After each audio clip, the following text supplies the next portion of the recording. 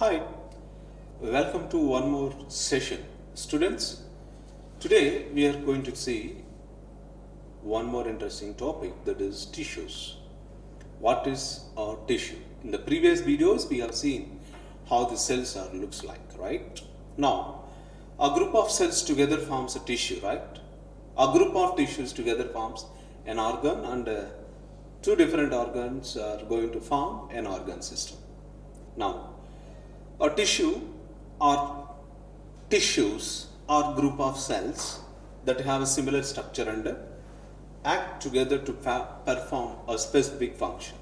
Now, specific function. Let us mark the specific function. What were the specific functions that are performed by different cells? What were the specific functions that are performed by tissues? We are going to see each and everything. Now, if you carefully see the animal tissues, let us see what are various animal tissues generally seen in the animals as well in the humans. Here, a group of tissues together forms an organ system, right? Before that, let me say something. There are different types of tissues seen in our body based upon their structure and functions. First one, if you see the first one, the epithelial tissue.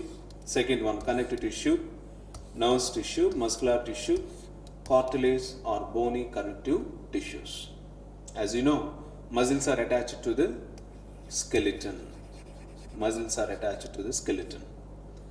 And you can see the nerve cells together forms the nerve tissue. Nerve cells together forms the nerve tissue. Let us discuss about the various types of tissues, starting with epithelial tissues.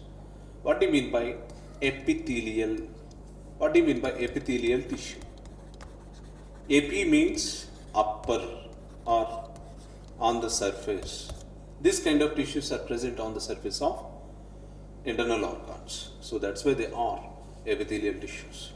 They include squamous epithelium, first one, cuboidal epithelium, and the cardiac muscles, skeletal muscles, and the bony connective tissues, dense fiber connective tissues, and nerve tissue, cartilage as a connective tissue. Let us learn about the squamous epithelium, how the squamous epithelium helps in our body. A squamous epithelium, simple squamous epithelium, is a single layer of flat cells in contact with the basal lamina. Now, this type of epithelium is found or generally seen where there is a filtration or diffusion process. The simple diffusion or simple filtration generally seen in some organisms, especially like the kidneys, Bowman's capsule, which contains glomerular tubules. In these glomerular tubules, we know very well there is a process called a simple diffusion or filtration process. Now, the air sacs of lungs and lining of the heart, blood vessels and lymphatic vessels richly contains this kind of squamous epithelium.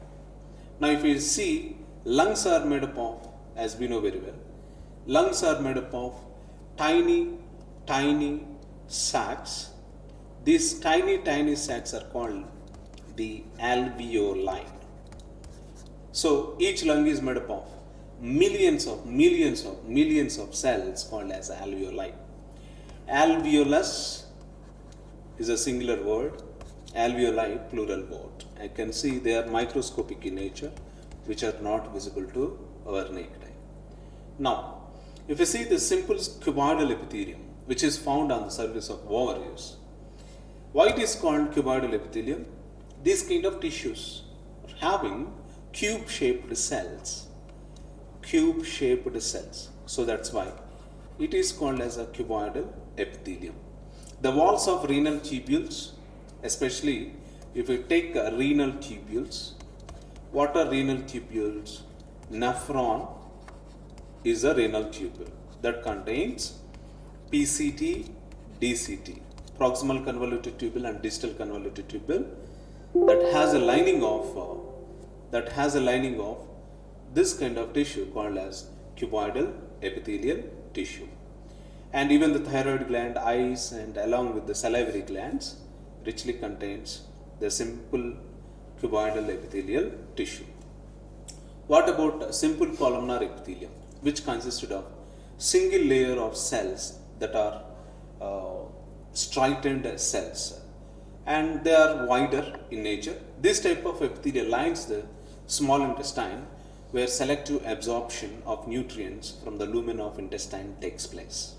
Here, after digestion of the food, digested food contains the nutrients, right?